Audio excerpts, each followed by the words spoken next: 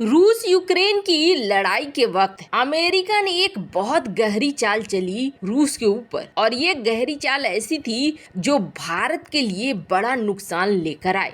और वैसे तो अमेरिका ने जो ये प्लान किया था, इससे भारत को बहुत बड़ा नुकसान होता, और अभी करीब भारत के $8 बिलियन फंस भी गए हैं, आगे और भी फंसेंगे। पर इन सब के बीच भारत ने कौन सी तोड़ निकाल ली। जहाँ एक तरफ ये चल रहा था, तो वहीं दूसरी तरफ आखिरकार भारत ने जर्मनी को घुटने पर आने के लिए मजबूर क्यों कर दिया। मात्र कुछ ही दिनों में सब कुछ क्यों बदल दिया, जानेंगे क्या है मामला। इसके अलावे बहुत कुछ, आइए जानते हैं इन खबरों को विस्तार से। रूस यूक्रेन की लड़ाई के तुरंत बाद एक के बाद एक एक्शन अमेरिका ने लेने शुरू कर दिए। ऐसा लग रहा था जैसे इसकी प्लानिंग काफी पहले से चल रही थी, और अमेरिका ने इस बात को कहा भी है कि यूक्रेन इस लड़ाई की तैयारी 2014 से कर रहा था। यानी 2014 से ही एक ऐसी प्लानिंग बन रही थी कि यूक्रेन अगर इस लड़ाई को आगे बढ़ाता है तो बाकी देश, जो पश्चिमी देश हैं, अमेरिका है, वो किस तरीके से एक्शन लेगा रूस के ऊपर। एक चीज बहुत अच्छे से जान लीजिए, ये जो घटनाक्रम होते हैं ना,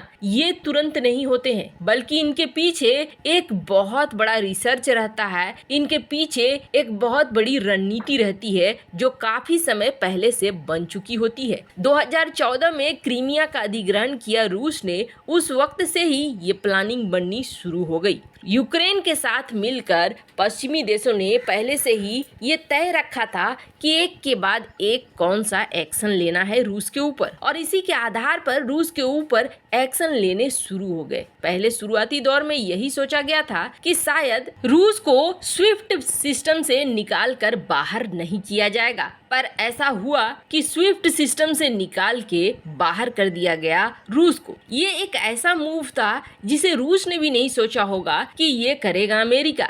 लेकिन स्विफ्ट से बाहर करने से सबसे बड़ा नुकसान हुआ है रूस के सहयोगियों का। रूस का कम, रूस के सहयोगियों का नुकसान सबसे ज्यादा हुआ है। यानी एक तरीके से अमेरिका के द्वारा लगाया गया ये स्विफ्ट बैन सीधे सीधे असर कर गया रूस के दोस्तों के ऊपर। इस स्विफ्ट बैन से हुआ क्या? इस स्विफ्ट बैन से सबसे पहले जो रूस ट्रांजैक्शन करता था डॉलर में, वो नहीं कर पा रहा है। अब इससे रूस को क्या फर्क पड़ा? वैसे तो रूस ने अपनी करेंसी को बहुत अच्छे से उछाल पे रखा हुआ है। इस वक्त दुनिया में बहुत अच्छी परफॉर्मेंस देने वाली करेंसियों में से एक है रूस की ये करेंसी। पर सच्चाई ये है कि यूरोप ने अब तक इस तेल और गैस की खरीद बरकरार रखी है, जिसकी वजह से ये हो रहा है। जिस दिन यूरोप ने तेल और गैस की खरीद बंद कर दी, जैसा कि रूस ने ये कह दिया है कि आपको अगर हमसे तेल और गैस खरीदना है तो रूबल में ही खरीदना होगा, जिस दिन ये बंद कर दिया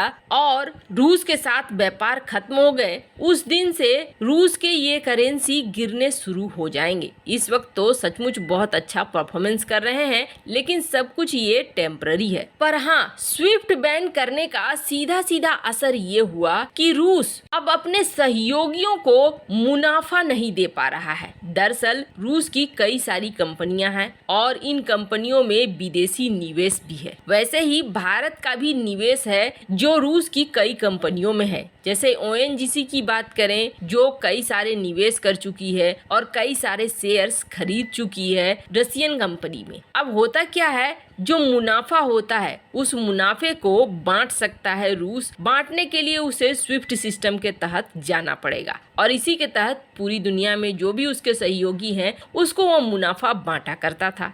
अब स्विफ्ट बैन से क्या हो रहा है, जो बाहरी कंपनियां हैं जिनके साथ, अब स्विफ्ट बैन से ये हुआ कि दुनिया भर में अपने सहयोगियों को पैसा नहीं दे पा रहा है रूस, और जो मुनाफा है वो बांट नहीं पा रहा है। अमेरिका ने इस बात को सोचा कि जैसे ही ऐसा कुछ होने लगेगा, जो अंतरराष्ट्रीय स्तर पर निवेशक हैं वो धीरे धीरे भागने लगेंगे, अपना जो शेयर है वो बेचने लगेंगे और बेचकर निकलने लगेंगे रूस के। हुआ भी कुछ ऐसा ही। अमेरिका और यूरोप के जो कंपनियां थे उन्होंने अपना शेयर बेचना शुरू कर दिया जो रशियन कंपनी में लगाया हुआ था, और उन शेयर्स को जहां एक तरफ भारत ने करीब करीब खरीदना शुरू कर दिया है, तो वहीं दूसरी तरफ एक बड़ा उलटफेर हुआ जो अमेरिका ने सोचा भी नहीं होगा। होगा। और हुआ ये कि चीन और भारत ने अपनी अपनी कंपनियों को अभी भी बना कर रखा हुआ है रूस के अंदर। चीन भले ही माल सप्लाई कम कर रहा है, कुछ कंपनियों को बाहर कर रहा है, लेकिन जो शेयर्स हैं वो न तो चीन बेच रहा है और न ही भारत बेच रहा है। उल्टा भारत की ओएनजीसी तो रूस की कई तेल कंपनियों पर शेयर खरीदने पर विचार कर रही है। यहाँ अमेरिका को धक्का लगा कि आखिर भारत ने ऐसा कौन सा रास्ता निकाल लिया। तो बात दरअसल ये है कि भारत ने सबसे बड़ा रास्ता निकाल लिया है और वो रास्ता है तेल। इस वक्त भारत बहुत ज्यादा तेल खरीद रहा है, जो पहले कभी नहीं खरीदा गया था रूस से, उसकी तुलना में तो बहुत ही ज्यादा। और इससे क्या हो रहा है, भारत ने एक सिस्टम बना दिया है। बहुत जल्द ये सिस्टम लागू होता हुआ भी दिखेगा, जिसके तहत भारत अब रूस के साथ तेल में ही व्यापार करेगा। मतलब कि जैसे जो मुनाफा बचा हुआ है उस मुनाफे को भी हो सकता है भारत यही कहे कि आप हमें तेल के रूप में इसे पेमेंट कर दो, आपको हमें रूबल देने की जरूरत नहीं है, हमें रशियन करेंसी नहीं चाहिए। इसलिए नहीं चाहिए कि आज ये स्ट्रांग है, कल को ये बहुत ज्यादा गिर जाएगी तो हमारे लिए बहुत बड़ी समस्या हो जाएगी। हमें आप वापस से तेल ही दे दो जो मुनाफे की रकम बनती है उसके अनुसार। ऐसे में भारत तो बिल्कुल साफ बच गया।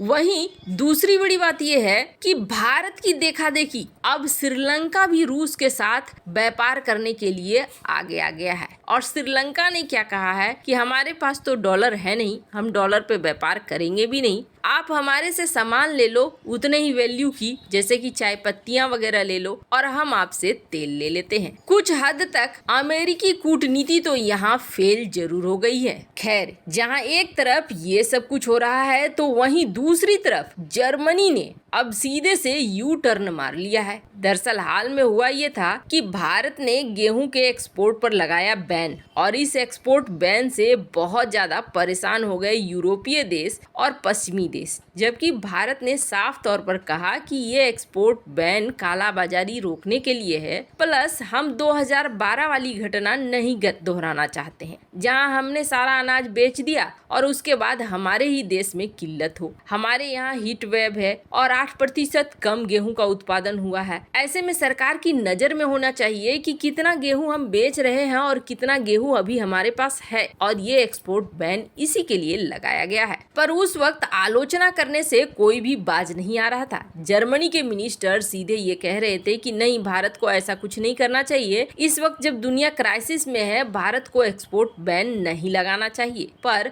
अब 12-13 दिन बाद जो जर्मनी के एम्बेसडर हैं भारत में, उनको ऐसा लगता है जैसे अकल आ गई है। जर्मनी के एम्बेसडर ने सीधे सीधे ये कहा कि 50 लाख मीट्रिक टन गेहूं अटका पड़ा है यूक्रेन में, और ये यूक्रेन और रूस की युद्ध की वजह से अटका पड़ा है, जो दुनिया भर के देशों तक जाना चाहिए। भारत तो मात्र 1% एक्सपोर्ट करता है, इसके बावजूद भारत के ऊपर दोष मढ़ना बिल्कुल गलत है। ये तो रूस यूक्रेन जंग की वजह से हो रहा है जो अभी तक गेहूं अटका पड़ा है। वैसे सबसे अच्छी बात यह है कि भारत की विदेश नीति इतनी स्ट्रांग है कि अब भारत अपनी बात दुनिया के सामने रख पा रहा है। वैसे क्या आप इस बात से सहमत हैं कि भारतीय विदेश नीति का ये सब कुछ कमाल है? कमेंट कर अपनी राय जरूर बताएं। जल्द मिलते हैं अगले वीडियो में नई खबर के साथ।